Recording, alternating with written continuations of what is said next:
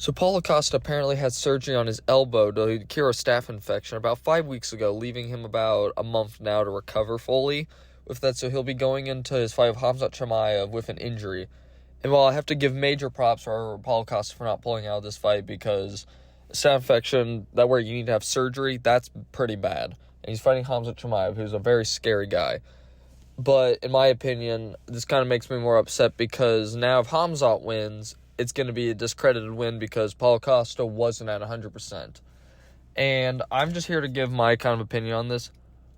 Even if Paulo Costa was not injured, Khamzat Chimaev was going to run through him.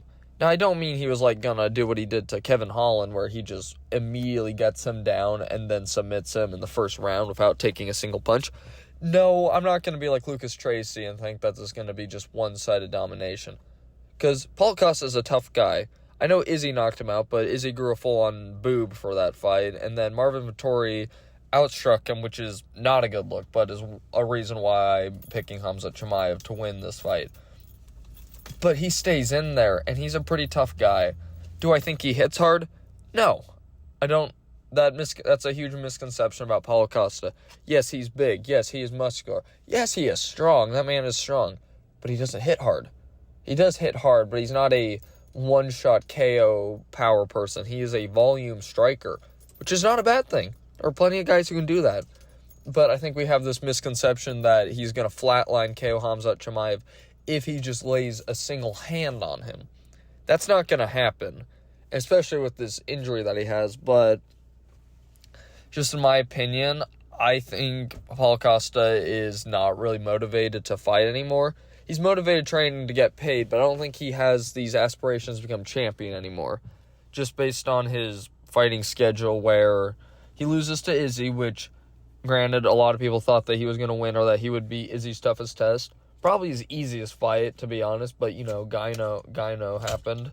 Then he loses to Marvin Vettori after missing weight. And not only missing weight, he failed to make the catch weight thing, so it got moved to light heavyweight. So not enough people are giving props to Marvin Vettori for taking that fight because that's a whole weight class above. You realize what happened to Izzy when he went up to 205 on a planned thing. He had time to build up to that for against Jan, and to be fair, Jan has to cut from heavyweight, but so does Paulo.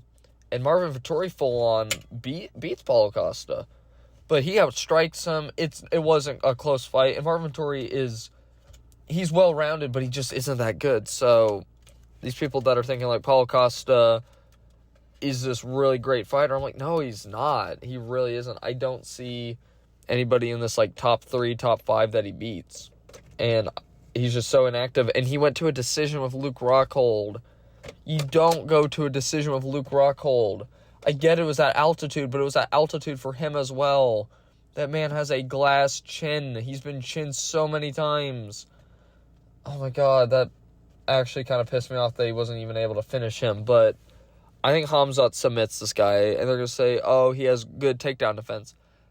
Against who? I know Yoel Romero, but Yoel Romero got takedowns on him. He dominated him. Nah, and I think, not dominated, but he got him to the ground. And I think Yoel won that fight. A 40-year-old man beat Paulo Costa before his title shot. I just can't see Khamzat losing this fight, and the only way I see it is with the Lucas Tracy curse, because that's a real thing. We just saw that with Bobby Green KOing, Grant Dawson. Yeah, him KOing Grant Dawson, Sean O'Malley KOing fucking Aljo, and Sean Strickland knocking down and then beating Izzy with a decision. Lucas Tracy curse is real, so there's always a chance. But I'm gonna go with Khamzat Chimaev. I'm thinking second round rear naked choke.